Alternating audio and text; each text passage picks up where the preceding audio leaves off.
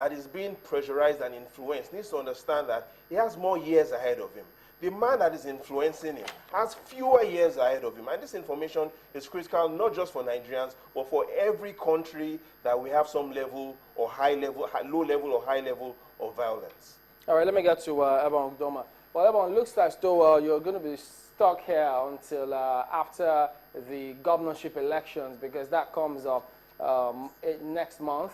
So are you filing your report back home, and what kind of report is that, if I could just take a sneak peek?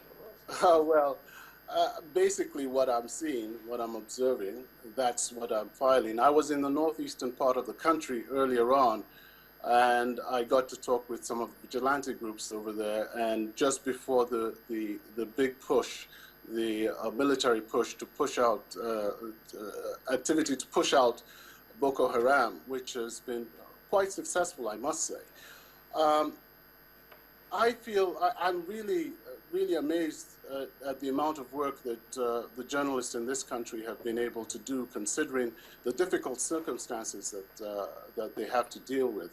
And I must say that I have followed a lot of Nigerian politics on Channels TV because you're on the internet, and I'd like to commend you for that. Thank you. And so basically, I am observing. We're in the middle of this, and I can't make any conclusions. I will have to see how things unfold. But I must say that it is a very spirited campaign that I saw, and it looks as if this is the very first time, I think, that it's very hard to tell who will win this election. And I think that's good for Nigeria, to have this type of competition and to have a situation where the general public has very little idea of who's going to win. I mean, it's amazing that we've gotten to this stage where the presidential election is so competitive all across the country. All right, so thank you very much indeed for speaking with us today, Ebong Udoma of US Public Radio. Thank you for having me. All right, and then Malaki Ugomadu is also a legal practitioner and Channel TV's in-house correspondent. Thank you for coming. I beg your pardon, the consultant. Always my pleasure. We are, it starts with a C, so... for the opportunity, we're always here. Okay, well, Babajide Kunso, yes, also not a correspondent, in-house consultant. He's also going to return here today.